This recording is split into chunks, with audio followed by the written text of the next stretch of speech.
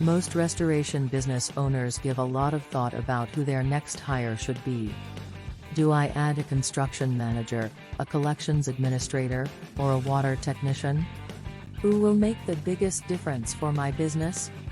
The greatest impact on company capacity and productivity may not come from your next hire, but from the person you need to fire. In his book, Good to Great, Jim Collins creates a lasting and memorable metaphor by comparing a business to a bus and the leader as a bus driver.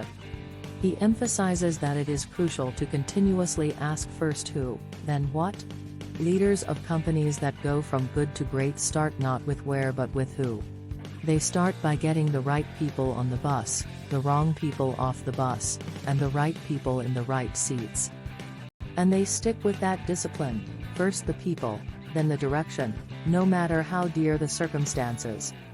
Restoration companies are not all that different one from another irrespective of size or location. You need the same administrative support services, the same essential roles comprising both mitigation and construction divisions, and most companies include a sales division too. Pretty much the same seats belong on the bus for every restoration company. The bigger question is, do you have the right people in the right seats?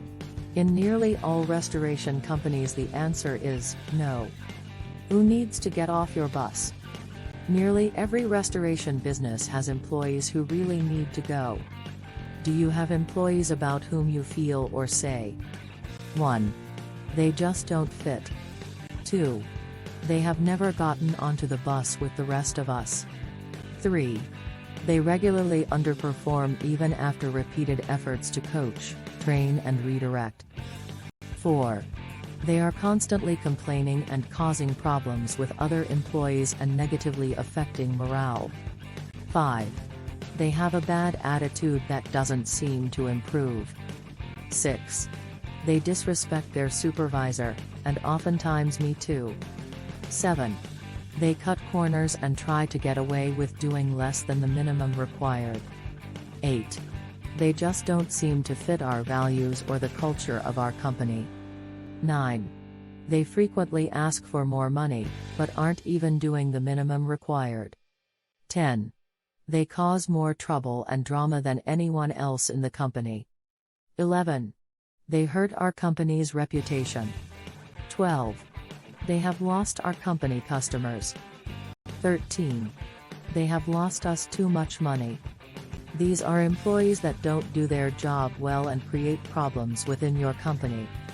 You should help them off the bus and replace them right away.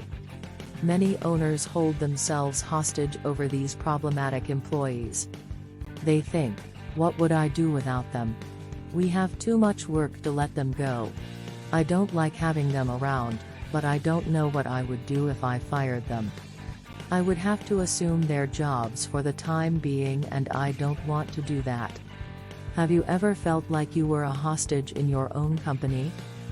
Have these fears prevented you from taking corrective action, allowing problems to fester and employees to underperform? There is an idiom that represents our tendency to keep the devil we know than opt for someone we don't know. We choose to stay with the familiar than assume the risk of the unfamiliar.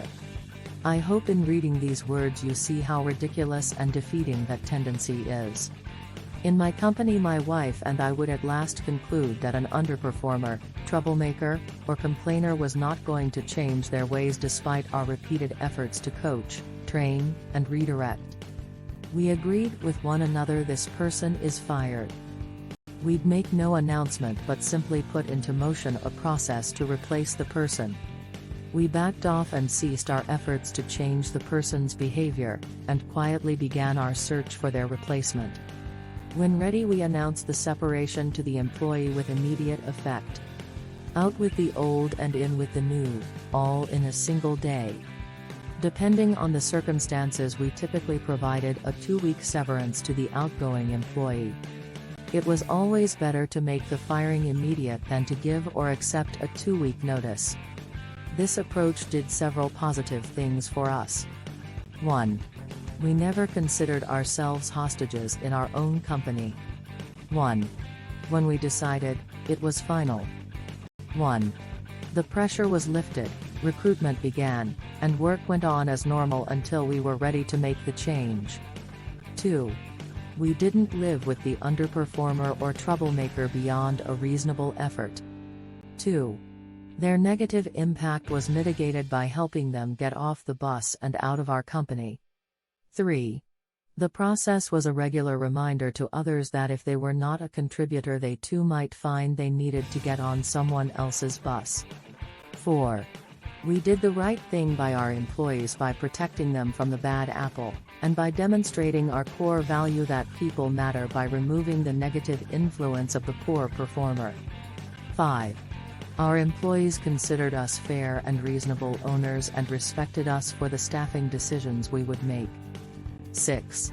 It was clear to all that doing what was best for the business and those we serve was always our most paramount concern. Are you asking the wrong question? Getting the wrong people off the bus may do more to change your business than who you are going to hire next. What do you think about that, and what should you do about it?